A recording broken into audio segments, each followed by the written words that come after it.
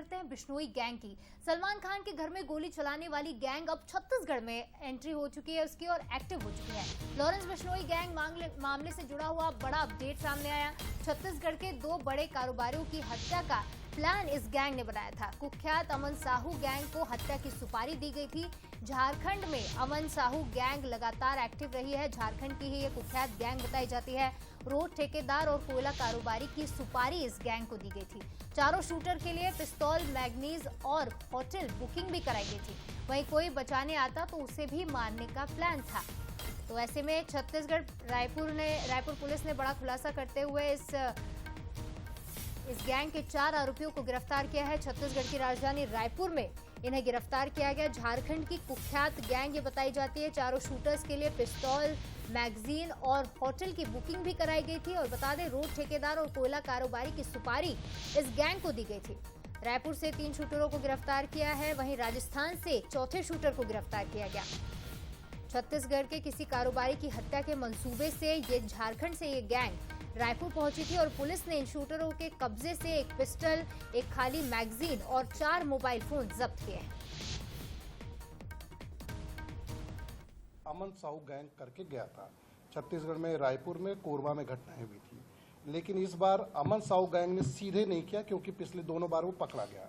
तो उसने किसी और को, एक दूसरा ऑर्गेनाइज जो ग्रुप है उसको उसने हायर किया और फिर उस ग्रुप ने फिर राजस्थान में जो उसके मेंबर है उनको दिया एक हैंडलर, फिर यहाँ के 4 अलग अलग लोगों को भेजता है। और ये चारों एक दूसरे को नहीं जानते हैं। पहले 2 आदमी आते हैं जो बाइक राइडिंग के लिए आते हैं कि वो बाइक चलाएंगे, जो फायरिंग करने वाला होगा। दूसरा एक आदमी पिस्टल लेके आता है इंदौर से। फिर ऐसे करके एक आदमी रेकी करता है और फिर हैंडलर को हम लोगों ने मतलब जो पकड़ा। तो आप देखेंगे कि ये बड़ा इसको इन्होंने बड़ा सोफिस्टिकेटेड तरीके से इस बार किसी और गैंग को दे दिया, बड़े गैंग को दे दिया जो देश में कई जगह ऑपरेट करते हैं। मैं रायपुर पुलिस को बहुत बहुत बधाई एवं धन्यवाद देता हूं। इस घटना में 4 पकड़े गए हैं आरोपी। इसमें से 3 राजस्थान के एवं 1 झारखंड का है। साथ ही साथ घटना में जो फायर आर्म का इस्तेमाल किया जाता वो भी पकड़ा हुआ है, जो आपके सामने है। उसको सीलबंद हालत में आपके सामने रखा हुआ है। तो जो भी गैंग्स हैं, लॉरेंस बिश्नोई गैंग है, अमन सिंह गैंग है, इन लोगों से प्राथमिक पूछताछ में इन दोनों गैंग्स के कामों को करना स्वीकार किया है, उनके दिए गए टास्क को पूरा करना। फिलहाल भाटा गांव के उस होटल में हमारे स्टेट हेड आदित्य नामदेव जी वहां पर मौजूद है, उनसे इसकी जानकारी लेंगे। आदित्य जी, क्या मंसूबे लेकर ये आरोपी गैंग वहां पर पहुंची थी और किस तरह पुलिस को ये अपडेट मिली और इस मामले में पूरी क्या अपडेट है, आपसे जानना चाहेंगे।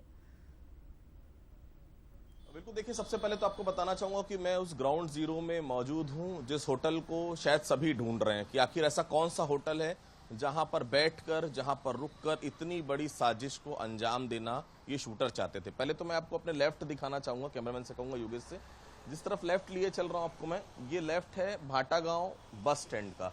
भाटा गांव बस स्टैंड यहां से बमुश्किल 300-350 मीटर की दूरी पर है और वहीं पर पास में एक ये ओयो होटल है जिसका नाम है स्काई ब्लू लॉज।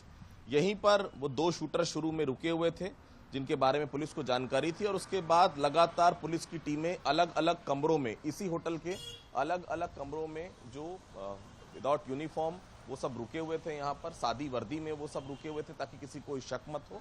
और दोनों को ट्रैप करने के बाद जो मेन शूटर 2 लोग जो और आने वाले थे, एक को पहले यहाँ पर राजस्थान से जो उसको पहुंचा उसको यहाँ पर उठाया गया और एक को राजस्थान जाकर उठाया गया। तो 4 शूटरों को अलग अलग गिरफ्तार किया गया। सबसे बड़ी बात यह है कि ये अरेस्टिंग क्यों जरूरी थी। देखिए, पूरा देश कांप गया था जब सलमान खान के घर के बाहर फायरिंग हुई थी। किसने फायरिंग कराई? वो था समीर बिश्नोई गैंग।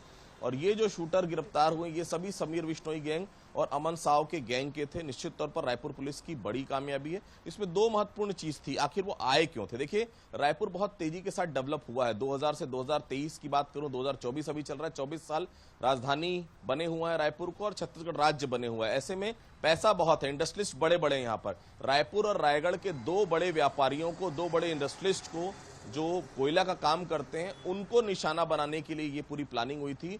उनको गोली मारने के लिए उनका बराबर रेकी किया गया था। कब वो निकलते हैं घर से निकलने के बाद इंडस्ट्री कितने बजे जाते हैं, वहां से उनका कौन सा घर है, कहां पर फार्म हाउस है, वहां वो जाते हैं। अलग अलग तरीके से रेकी इनकी पहले की जा चुकी थी और फाइनली जो अंजाम जो है आज इस घटनाक्रम को दिया जाना था, उसके पहले चारों को अरेस्ट कर लिया गया। ओयो का यही होटल है, बहुत सामान्य सा देखिए आपको होटल लग रहा होगा, 1000-1200 रुपए का कमरा है, लेकिन ऐसी जगह को चुनते हैं जो भी शूटर रहते हैं या इस प्रकार की लीगल एक्टिविटी करना चाहते हैं ताकि आईडी कोई ना पूछे उनसे, चुपचाप वो रुक जाए, दूसरे का नाम बता दें, कोई फर्क ना पड़े। इसी तरह से इसी होटल में वो रुके हुए थे। फिलहाल चारों शूटरों को गिरफ्तार कर लिया गया, लेकिन देखिए खतरा भी कम हुआ नहीं है। ये सब देखिए हरियाणा, राजस्थान में चलता था, यूपी में चलता था, इस प्रकार से लेवी लेकर इस प्रकार से सुपारी किलिंग करना।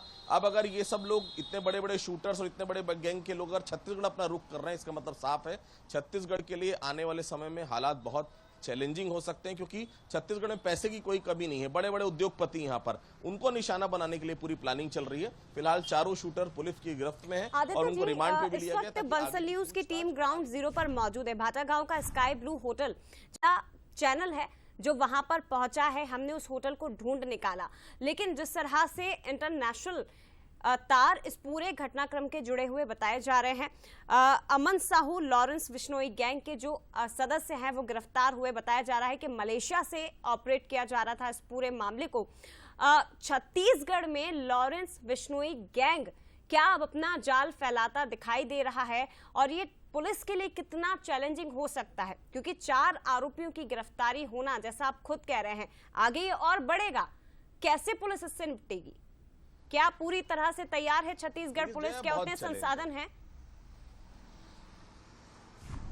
देखिए जया, पूरी तरह से छत्तीसगढ़ पुलिस तैयार है। बड़े बड़े मामलों को छत्तीसगढ़ पुलिस ने ब्रेकआउट किया है, इसमें कोई दो राय नहीं। लेकिन छत्तीसगढ़ पुलिस के लिए भी चैलेंज है देखिए, क्योंकि मलेशिया से बैठकर कोई ऑपरेट कर रहा है, क्योंकि देखिए डायरेक्ट ऑपरेट नहीं होते, इसमें 4 अलग अलग लेयर रहती है। जिनको भेजा गया था शूटरों को, उनको ये नहीं मालूम उसके ऊपर कौन है, उसके ऊपर वालों को उसके ऊपर वाले का पता नहीं। मतलब ये इतने भाग में डिवाइड है कि आप अंत तक पहुंच ही नहीं सकते।